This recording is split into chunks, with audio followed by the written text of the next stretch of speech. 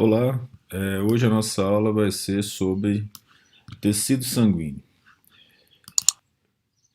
Quando nós falamos de tecido sanguíneo, a gente está falando de sangue, que é o normal.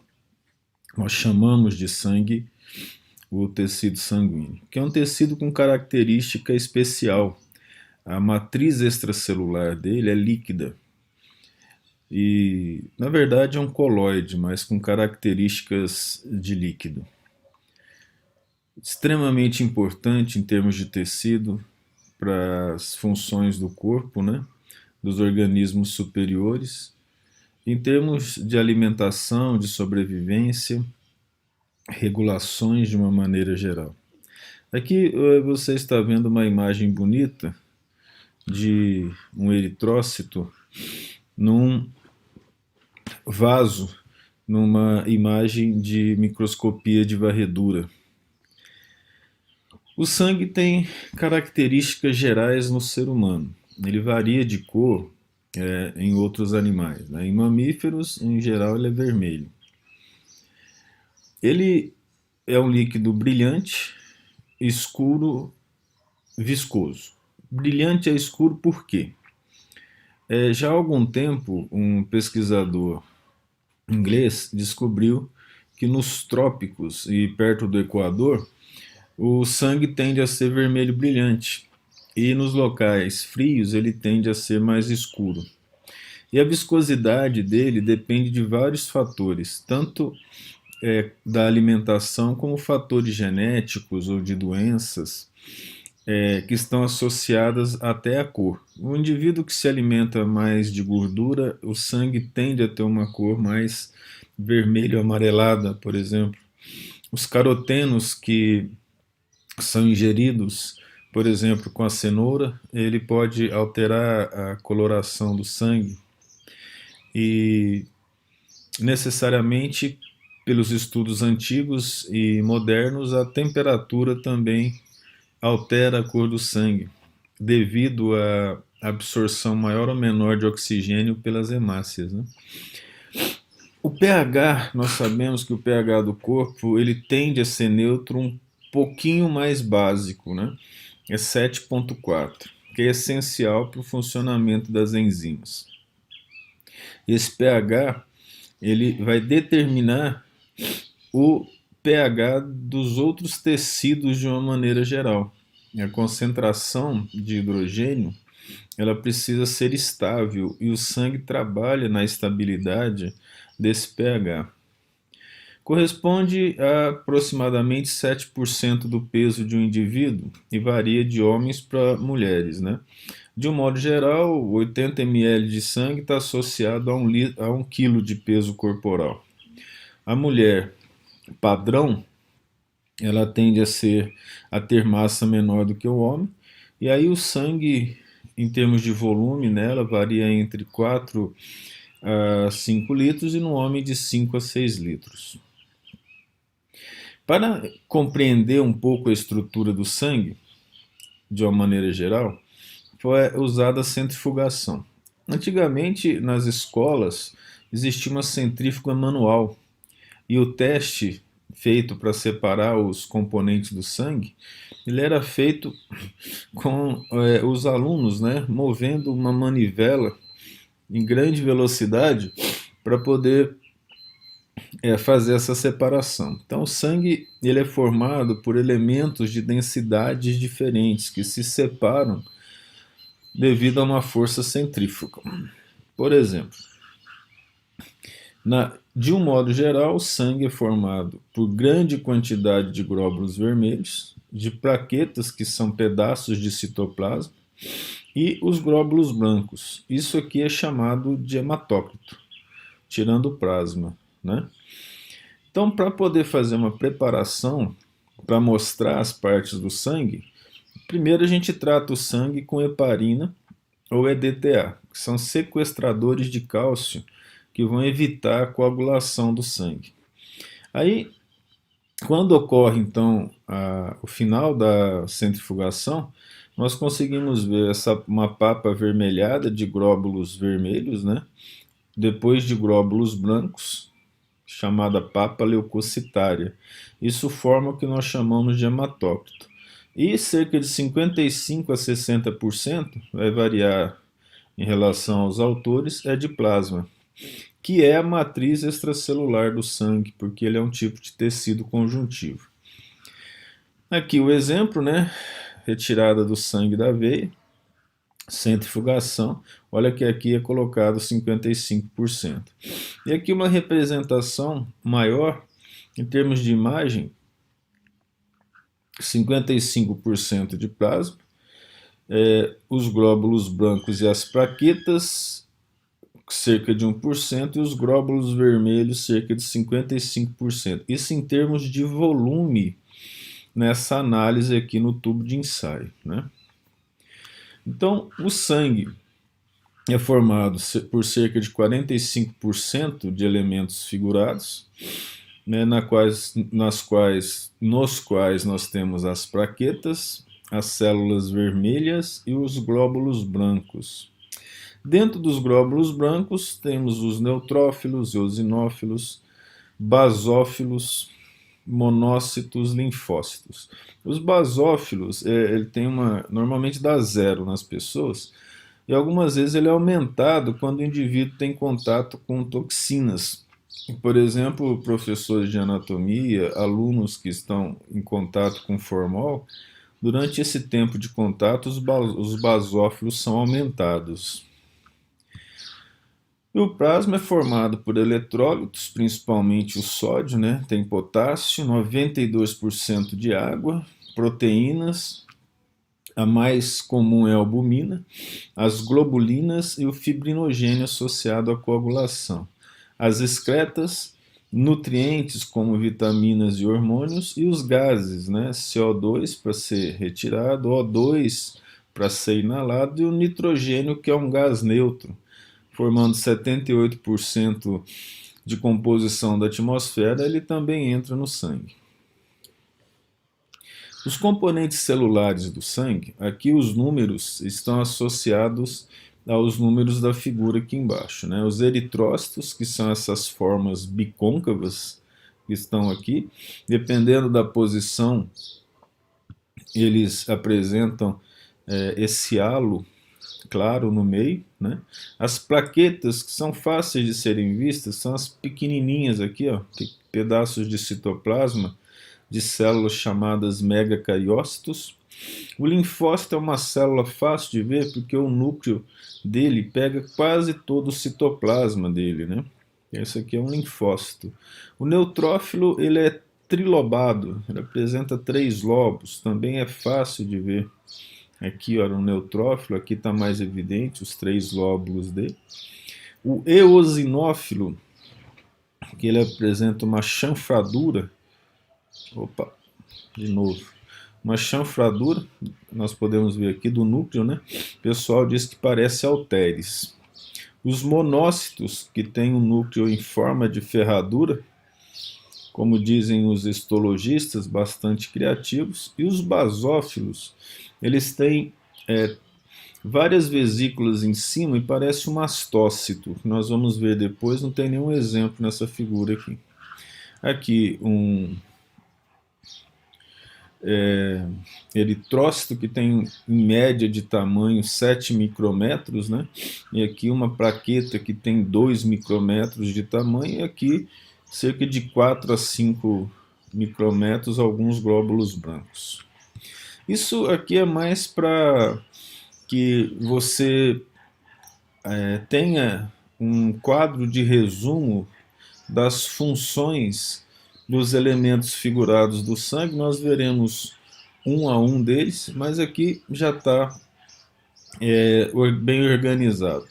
Está em inglês, mas não é difícil fazer a leitura aqui, que as palavras são muito parecidas, porque as palavras acadêmicas são derivadas do latim, né?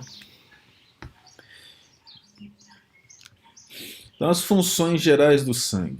Isso todo mundo sabe, né? Que é o transporte de gases respiratórios, né? O sangue carrega o oxigênio dos pulmões para o corpo e retira dióxido de carbono. materiais nutritivos a partir do sistema digestório, excretas para os rins e também para as glândulas sudoríparas, produtos celulares. Esses produtos celulares são, por exemplo, os derivados aminados dos aminoácidos que vão formar as excretas, lá principalmente nos rins, né? Essa excreta é nitrogenada. Aliás, toda excreta em todos os organismos ela é nitrogenada, né? É derivada do grupo amina dos aminoácidos. Transporte de hormônios, que é fundamental, já que os hormônios são produzidos por determinadas glândulas e vão agir em outras células do corpo, dificilmente no mesmo lugar. Manutenção da homeostase com a regulação do pH. Regulação da temperatura, todo mundo sabe que depois de um banho quente a face, o corpo tende a ficar vermelho para dispersão do calor. E em dias frios, né, as mãos, as unhas e a face tende a ficar mais pálido, porque as estruturas arteriais de arteríolas tende a evitar que o sangue fique na superfície para evitar a perda de calor. Defende o organismo contra substâncias tóxicas e micro-organismos por anticorpos e células fagocitárias, né, como os macrófagos, os glóbulos brancos, principalmente o neutrófilo, em termos de fagocitose. Graças à coagulação, evita a perda de líquido, porque ele é formado em grande quantidade por água, e a perda de água, né, a desidratação, ela gera morte dependendo da quantidade, e a perda de água pelo sangue é um tipo, vamos dizer assim, de desidratação do organismo. E ele é um dos principais responsáveis pela manutenção da quantidade de fluidos nos tecidos, o que é fundamental para uma boa saúde, né? O excesso de líquido no pulmão gera morte, no coração, entre o coração e o pericárdio, entre o pulmão e a pleura. O excesso de líquido nos pés, por exemplo, nos membros inferiores, né, podendo gerar varizes em grande quantidade, veias arrebentadas. Então, o sangue associado às várias estruturas de retorno dele ao coração forma uma estrutura fisiológica importante em relação à saúde dos tecidos em geral, principalmente os tecidos conjuntivos. Essa parte aqui é uma parte muito importante para biólogos, biomédicos, farmacêuticos, médicos que têm a intenção de trabalhar em laboratório. Uma das coisas mais simples que se faz em laboratório é o esfregaço sanguíneo. Esse esfregaço ele é feito, a imagem está aqui em cima, né, de uma pequena gota de sangue numa lâmina. Aproxima-se a lamínula dela em ângulo de 45 graus, né, dessa gota, e aí deixa encontrar. A forma da gota se modifica devido ao processo de atração aqui, né, de tensão superficial, e depois empurra-se essa lamínula, gerando o que se chama de esfregaço, como se pode observar aqui embaixo também, olha. Traz a lamínula em direção à gota, encosta e empurra. Aqui de outra forma, isso é um esfregaço sanguíneo. Aqui está o exemplo de um esfregaço. Se você lembrar, isso aqui é um eritrócito, um glóbulo vermelho. Aqui pequenininhas plaquetas, e esse trilobado aqui é um neutrófilo, né? Uma das maneiras de contrastar o sangue, né? Porque falar colorir já é um pouco diferente, mas normalmente se usa isso. É usar uma solução velha de azul de metileno chamada de Romanovsky. E Esse azul de metileno ele sofre oxidação e para formar o azure ou azur de metileno. E ele costuma corar em púrpura o núcleo de leucócitos e também de alguns parasitas. Também é utilizado para verificação de alguns parasitas. Os corantes mais usados para verificação de sangue são o Romanovsky, que é esse azul de metileno envelhecido, o Leishman e o Wright. Dependendo do que você quer ver, existem outros, como por exemplo o Sudan Black ou Sudan Red, que são corantes que marcam principalmente a membrana plasmática. Então, em termos de coloração geral, né, isso aqui é importante se você for pedir emprego num laboratório de análises clínicas, além de saber dominar o microscópio, né, e as partes dele para fazer uma boa visualização. Em termos de sangue, tem que saber o que é neutrofilia, né, que esse neutrófilo, filia é atração, gostar, né, ele fica com uma coloração do tipo salmão. A eosinofilia ou acidofilia, uma coloração rosa. A azurofilia é uma coloração púrpura, que tem aqui, e a basofilia é uma coloração azul, que marca os basófilos, por exemplo, com azul de metileno. A matriz extracelular é o plasma, como nós havíamos falado. Então existe uma porção, se é que nós podemos dizer assim, mais concentrada, mais sólida, que são os elementos figurados, que são as células do sangue, e a parte líquida, que é o plasma sanguíneo. Ele tende a ser translúcido e amarelado. A cor dele também depende do tipo de alimentação do indivíduo.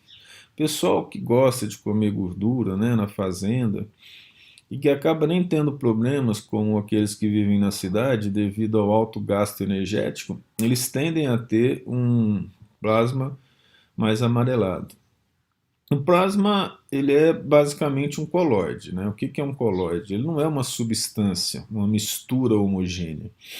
O colóide ele é definido que as partes que o compõem têm entre 1 e 100 nanômetros, ou seja, isso significa que é possível visualizar as partes no microscópio eletrônico de transmissão, que pode aumentar até 1 milhão de vezes. Raramente isso é possível de ser efetuado com materiais biológicos, porque o feixe de elétron, quando ele atravessa o material biológico, ele destrói esse material. Mas o colóide é uma mistura heterogênea, e ele é formado aqui, a gente viu lá naquele esquema, né? Proteínas, sais minerais, aminoácidos, vitaminas, hormônios, lipoproteínas, glicoproteínas, o que tiver lá. Em termos de saúde, né? O que tiver lá dentro do normal. O soro é o plasma sem os fatores de coagulação. É possível remover os fatores de coagulação pelo processo de centrifugação com maior velocidade, né? Maior revolução por minuto da centrífuga. É uma centrífuga mais cara e uma centrífuga que gera uma força de gravidade maior do que a separação normal dos elementos do sangue. Basicamente, o sangue, nas trocas com os tecidos, ele forma um líquido tissular, mas isso depende da concentração das proteínas nele. A albumina é a proteína em maior quantidade no sangue, e ela forma o que se chama de pressão coloide-osmótica ou coloidosmótica, em que ela evita a perda excessiva de líquido do sangue para os tecidos e faz com que o líquido dos tecidos retorne para o sangue, né, quando em ocasião deles estarem nas vênulas. O estudo detalhado disso ele é fisiológico, né, ou da antiga biofísica, que mostrava essa relação em detalhes. Hoje, a biofísica está desaparecendo dos cursos de biológicas, Então acaba que essas informações elas são dadas nos cursos de fisiologia. Aqui uma representação bonita do desenho, né, do plasma sanguíneo, das plaquetas, dos eritrócitos ou glóbulos vermelhos, glóbulos brancos.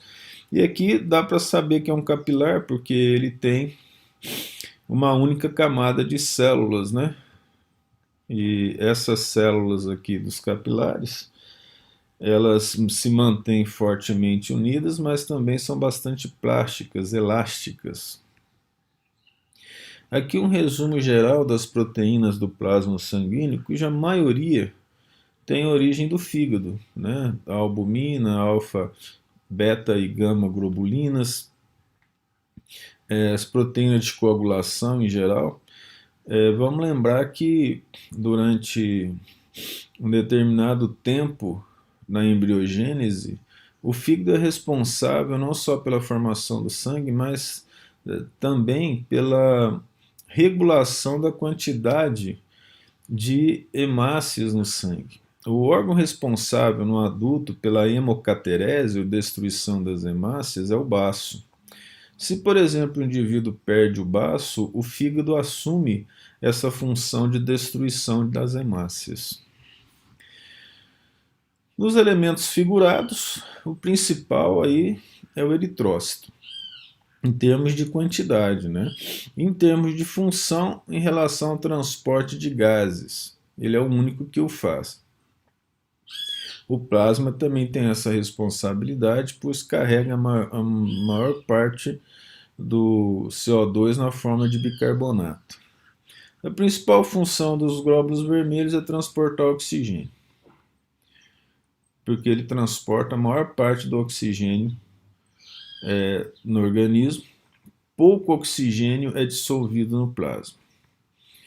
Aí é uma relação aqui da hemoglobina da mulher e do homem devido à quantidade de sangue, né? Como o homem tem mais sangue, tem mais eritrócito, portanto tem mais hemoglobina, em termos da quantidade de oxigênio por milímetro cúbico.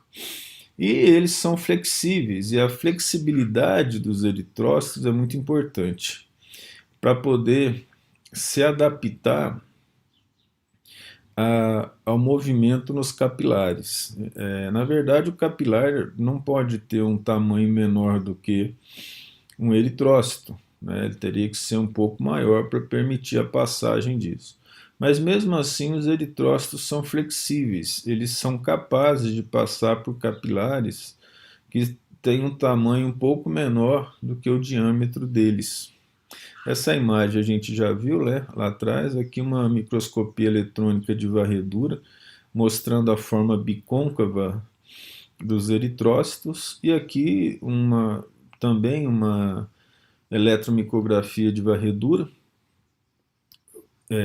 evidentemente colorida por computador, né, e um capilar mostrando uma hemácia atravessando. A hemácia, o eritrócito, ele não é uma célula completa porque não tem núcleo. No início da formação dele, ele apresenta núcleo, depois ele perde o núcleo, né? Para se tornar muito específico para a função de carregar oxigênio. Observe que essa perda do núcleo aumenta muito a quantidade de oxigênio a ser carregada. As aves, por exemplo, as hemácias delas são nucleadas, então a taxa de oxigênio transportado tende a ser menor. Mas elas têm um metabolismo muito alto porque são pequenas, né? Então, tendo esse metabolismo alto também, a quantidade de hemácias dela proporcionalmente é maior e tem-se um pouco volume de transporte de sangue pelo corpo, e nesse caso acaba não tendo muita perda em termos de carregar oxigênio no organismo das aves. Os eritrócitos são formados na medula óssea vermelha, no adulto. Durante a embriogênese, a primeira estrutura a formar sangue é o saco vitelínico, né? inicialmente ele forma as primeiras células do sangue.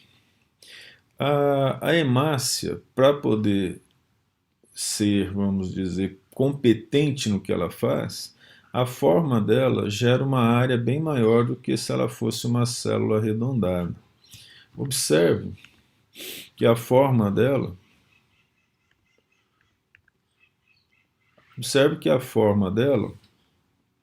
apresenta duas estruturas côncavas aqui, ó. Se isso aqui passasse para cá de forma esférica, né, e não fosse côncava, ocorreria uma perda de área. Então aqui a área acaba sendo aumentada em relação a uma célula circular. Então ela tem uma origem nucleada, depois são expulsos os núcleos e as organelas, inclusive mitocôndria, fazendo com que a hemácia tenha que se alimentar, né, ou seja, produzir energia dela só a partir do ciclo glicolítico, com aí um saldo de 2 ATPs da glicose, né? Não é o saldo de 36 ou 38 em alguns órgãos, como acontece quando a célula tem a mitocôndria. Ela tem dentro dela, em grande quantidade, a anidrase carbônica. A anidrase carbônica dentro da hemácia, ela catalisa a formação do bicarbonato para carregar CO2. Então observe que o CO2 penetra a membrana com facilidade, porque ele é uma molécula apolar. A anidrase carbônica converte o H2CO3 em bicarbonato, que é jogado para fora, com a entrada de cloreto, né? Então esse aqui é um transporte chamado antiporte, né? Enquanto o bicarbonato sai, o cloreto entra. E o H+ produzido, ele é utilizado para alterar a forma da hemoglobina, para que a hemoglobina libere oxigênio nos tecidos. Então, com o bicarbonato, o pH nos tecidos tende a ser maior, né, mais básico. E aí, quando ele é mais básico, a tendência é liberar CO2 aqui, graças a esse trabalho da anidrase carbônica e das proteínas transportadoras de substâncias, né? Aqui é uma aquaporina, que são poros que permitem a entrada de água em grande quantidade nas células em geral. A maior parte das proteínas dos eritrócitos são transmembrana, e algumas delas passam várias vezes pela membrana, né, chamadas proteínas multipasso. Elas vão atravessando a membrana plasmática mais de uma vez. Uma das proteínas importantes é a banda 3, que é o transportador iônico, que a gente está vendo aqui, ó, né, que ela faz um desvio de cloretos, né, tira o cloreto do plasma para entrar nela, enquanto libera para o plasma o bicarbonato. Então o plasma carrega o CO2 na forma de bicarbonato. E apresenta sítios para ligações do citoesqueleto. Para a hemácia ter essa forma diversificada das demais, o citoesqueleto é bastante complexo, né? E a anquirina, o nome já fala, né, aquela que ancora, está associada a esse tipo de situação. Então, o bicarbonato, nós mostramos lá como funciona a organização dele. A banda 3 joga o bicarbonato para o plasma. Utiliza via glicolítica para produção de ATP, como nós falamos. Por não ter núcleo, o tempo médio é de 120 dias. Né? Por quê? Porque o núcleo tendo o DNA forma RNA e o RNA forma proteína. As proteínas do corpo, elas são recicladas. Elas tendem a manter estabilidade por algum tempo, por alguns dias. Depois, elas precisam ser recicladas. Como não ocorre reciclagem, então a tendência das hemácias é morrer. Só que, para a gente não virar lixo, né, dentro do nosso corpo, elas são destruídas. As proteínas são formadas por aminoácidos e nós obtemos os aminoácidos pela alimentação. Acontece que o grupo M, esse aqui embaixo, ó, que tem o ferro no meio, com vários nitrogênios aqui, bases nitrogenadas, né, em volta dele, do ferro mais 2, ele é difícil de ser construído. Então o que, que o organismo faz? Ele destrói a hemácia, recupera esse grupo M, para que a medula óssea não tenha que ficar construindo isso. Então esse grupo M é recuperado para formar novas hemácias, né? Então a morte ocorre no baço, fígado e até a própria medula óssea. Aqui a estrutura da hemoglobina, o grupo M fica no meio. Ela é formado no meio de cada uma, tá? Ela é formada de cada uma globina. Ela é formada a hemoglobina por 4 globinas. E essas globinas apresentam estruturas diferentes. Esse grupo M aqui é aqui no meio que o oxigênio fica. A hemoglobina é a proteína mais estudada pela ciência, né? O oxigênio ele penetra aqui quando ocorre um meio ácido, que ocorre no pulmão. Nesse meio ácido, o oxigênio se liga aqui. E no meio básico, lá nos tecidos, ele é liberado, como a gente viu lá no sistema passado do slide anterior. A hemoglobina tem 68 mil Daltons. Daltons é a unidade de massa atômica. Tetramérica, né, uma globina com 4 globinas formando, uma globina gigante. Tem uma ligação com o grupo M direto. A globina libera CO2 e o ferro se liga ao oxigênio. Então, o principal carregador de oxigênio é o ferro. Quando a hemoglobina está com oxigênio, ela é chamada de oxihemoglobina. A pequena porcentagem que carrega CO2 é a carbohemoglobina. E alguns casos em que ocorre intoxicação por monóxido de carbono, tem a carboxiemoglobina, que gera uma estabilidade muito grande na hemoglobina. Estabilidade não interessa em termos de carregar substâncias que o organismo precisa. Porque se a hemoglobina se liga de maneira muito forte ao oxigênio, então ela não libera quando chega nos tecidos, ela mantém. O oxigênio é uma molécula apolar. O CO2 é uma molécula apolar. Se você tiver dúvida nisso, dá uma procurada aí na internet sobre polaridade de molécula. O monóxido de carbono, ele é polar. O carbono tem pouca eletronegatividade, o oxigênio tem grande, né? Minha mão representa aqui a quantidade de carga. Então o oxigênio tende a ser negativo do monóxido de carbono e o ferro é positivo. Então isso gera um tipo de ligação que é uma ligação que tende a ser iônica, ela não é iônica, mas uma ligação covalente muito forte. E ela se liga de forma atração eletrostática com o ferro, né? E a tendência é não se desligar. E aí a hemoglobina não carrega mais oxigênio. O indivíduo tende a ficar intoxicado. Vários casos foram relatados, né, da pessoa que entrou no carro, ligou.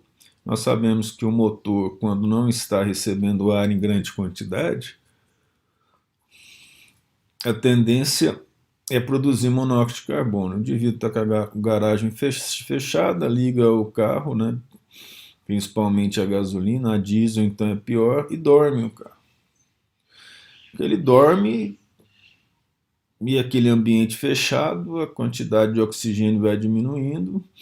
Quando isso acontece, o indivíduo tende a sentir sono, as hemácias dele vão formando dentro dela a carboxiemoglobina e o indivíduo acaba vindo a óbito nesses casos.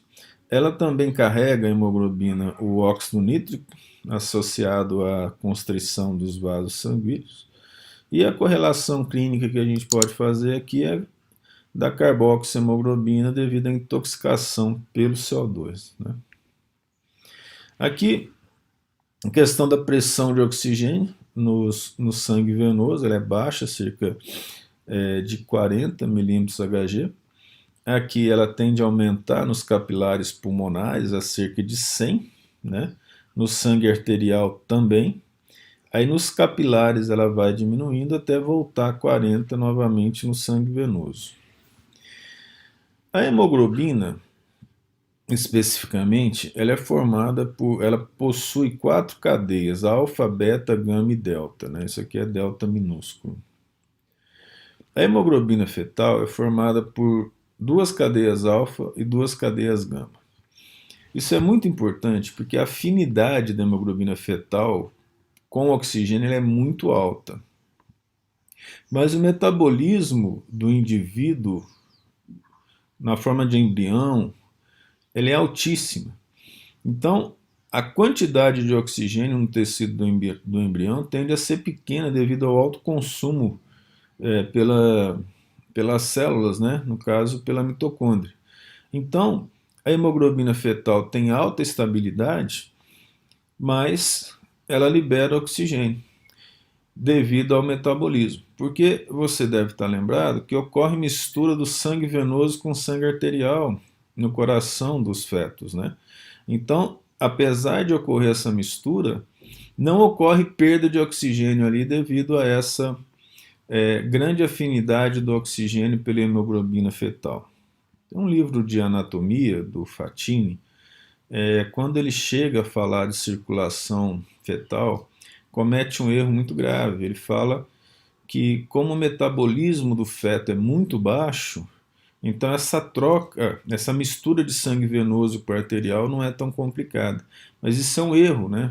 Isso foi um livro escrito na década de 60, mas mesmo assim nós sabemos que quanto menor o indivíduo na mesma espécie, ou menor o indivíduo entre espécies diferentes, o metabolismo é muito alto. A ponto de um ecologista famoso chamado Odum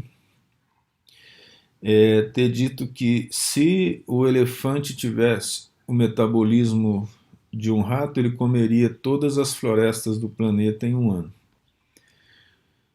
HbA1, que é a hemoglobina A1, que é a mais comum no ser humano adulto, e HbA2, né? Ambas são adultas, são formadas aqui por 2 cadeias alfa-1 e 2 beta-1, a B1, e 2 alfa-2 e 2 delta-2 nas adultas. No adulto, 96% é HbA1, 2% HbA2, hemoglobina A2, e 2% de hemoglobina fetal que ainda é formada. Interessantemente que alterações da hemoglobina alteram a forma da hemácia e altera o metabolismo dos indivíduos, né? A talassemia é uma doença genética, recessiva,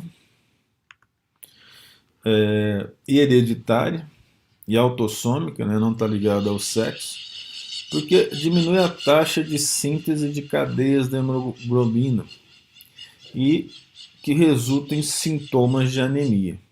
Quando ocorre essa redução da síntese, a hemácia não adquire a forma normal dela, como você pode ver aqui, ó, nós estamos mostrando.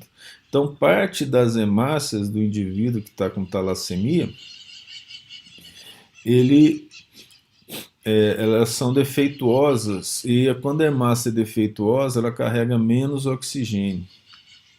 E o caso da anemia falciforme, que também é um problema genético que ocorre pela troca do aminoácido glutamato pela valina na quarta posição da cadeia beta da hemoglobina. Aí forma-se a hemoglobina S, que é a hemoglobina da anemia falciforme, que parece estar associada a fatores evolucionários. Vou mostrar o esquema aqui, depois eu comento isso. Olha, observe que a hemácia normal atravessa os capilares, normalmente. Quando ela muda de forma, ela tem um pequeno problema aqui, ó, nessa forma. Ela deixa de ser elástica, plástica, e algumas vezes ela entope o vaso sanguíneo. Sem contar que ela não carrega oxigênio em grande quantidade, com a mudança de forma. Nós podemos ver isso aqui, ó, né? Uma hemácia com uma estrutura gerada com a hemoglobina S, devido à alteração da forma dela. A alteração da forma de uma proteína muda a forma, né, e a área de uma célula. Bem, não é bem uma célula, né? Alguns chamam de células fantasmas, os ghosts, porque ela não tem núcleo. Veja que situação interessante em termos evolutivos. A quantidade de pessoas com anemia falciforme é maior nas regiões da África e da América do Sul, onde a malária ocorre em grande quantidade. O plasmódio, ele vive dentro da hemácia, o que dificulta, pelo menos na maioria das fases reprodutivas, né? O que dificulta medicamentos contra ele, né? Porque ele está dentro de uma célula humana, então você teria que destruir a célula humana para eliminá-lo. Mas como parte da fase reprodutiva acontece fora da hemácia, os medicamentos são direcionados para esse momento. Mas o plasmódio não consegue viver dentro da hemácia com hemoglobina HbS, porque tem menos oxigênio. Então as pessoas que têm a anemia falciforme tendem a não ter malária. Então acaba que ocorre pela seleção natural uma maior quantidade de indivíduos com anemia falciforme nas zonas onde ocorre malária. Um dos pontos importantes de estudo aqui é a membrana celular do eritrócito. Essa membrana é bastante complexa e o eritrócito é utilizado como modelo de estudo em membrana. 50% da membrana do eritrócito é formada de proteínas. Isso varia de estrutura para estrutura, né? Algumas células têm maior quantidade de proteínas, outras têm menor quantidade de proteínas, né?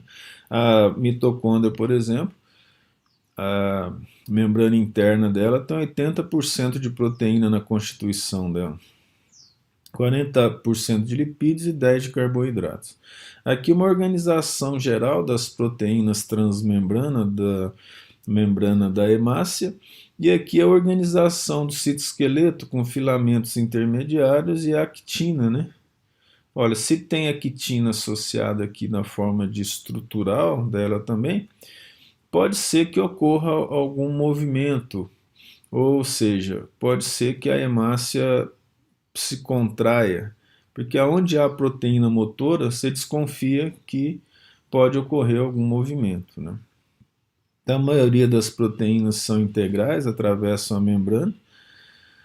As glicoforinas, canais iônicos, transportadores aniônicos e banda 3 são os principais componentes dessa estrutura.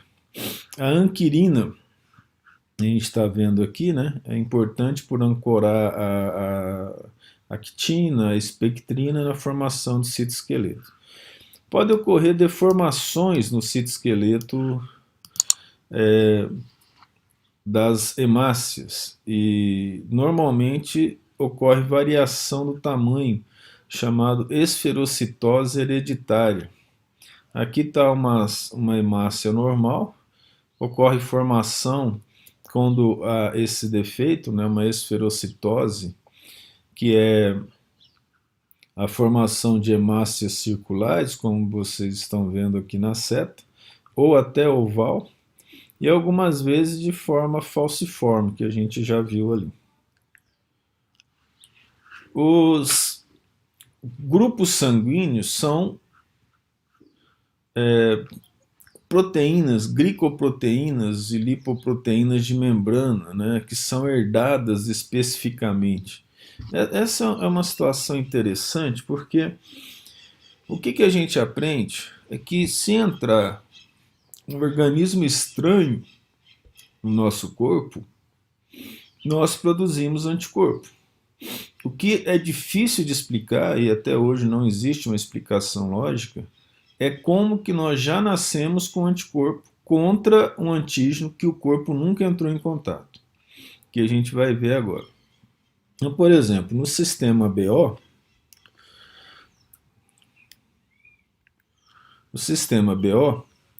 como a gente pode ver aqui, ó, o grupo A, ele apresenta o antígeno A, ou seja, a glicoproteína de membrana A.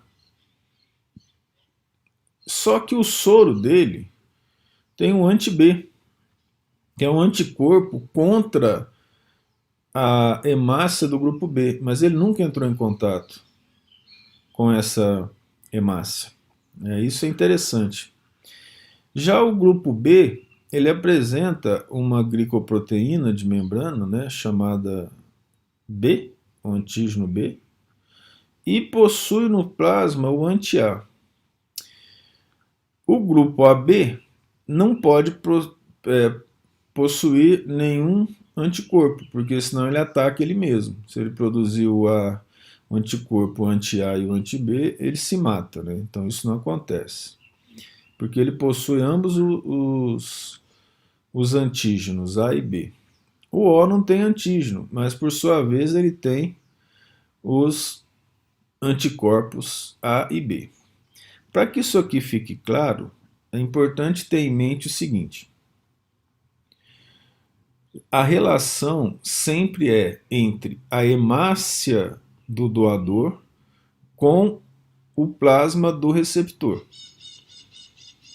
Aí o raciocínio fica claro. Então, por exemplo, nesse indivíduo do grupo A, se eu colocar hemácia do grupo B, vai ter anti-B no plasma dele.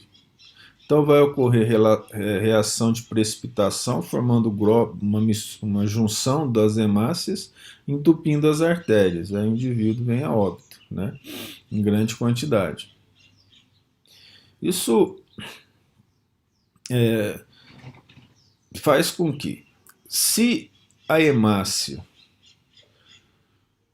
do doador é que gera essa reação no plasma, e o plasma não tem nenhum anticorpo, como acontece com o A, então ele pode receber qualquer sangue, não vai ter problema.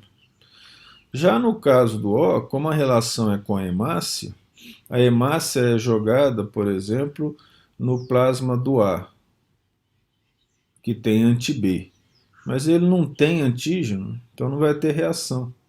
Então ele é o doador universal. Esses grupos, né, que a gente está vendo de glicoproteínas são formadas por essas estruturas aqui apenas como curiosidade, né? O grupo O tem essa glicoproteína com esses tipos de açúcares: glicose, galactose, frutose, N-acetilglicosamina e N-acetilgalactosamina.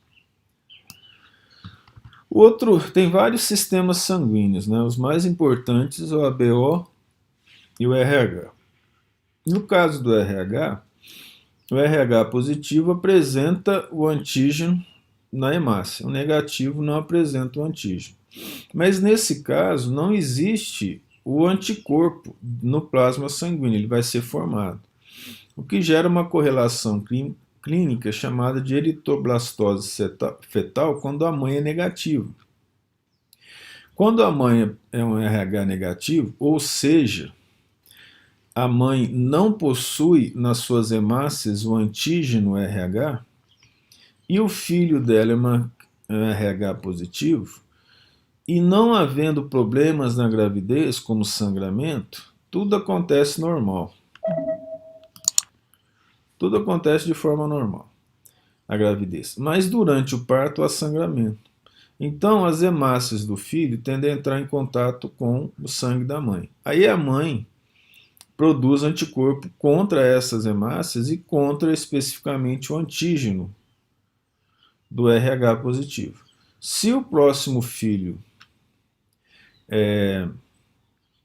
também for RH positivo, a mãe já vai ter anticorpo contra ele. Só que esse anticorpo ainda não está em grande quantidade. Ele pode ter algumas consequências, alguns problemas, mas ele tende a sobreviver. Já os outros filhos tendem a não sobreviver, porque a quantidade de anticorpos da mãe vai aumentando, quanto mais filho RH positivo ela tem. Aqui a relação entre os antígenos ou aglutinógenos, né? Aglutinógenos porque gera a aglutinação deles. E isso aqui não está mostrando os anticorpos, mas é simples. No sangue tipo A, ou seja, em que a hemácia tem o aglutinógeno tipo A, o soro tem o anticorpo tipo B. No sangue tipo B, o anticorpo é anti-A no plasma. No sangue AB, ele não pode ter anticorpo, senão destrói a própria hemácia. E no sangue O, ele apresenta ambos os anticorpos.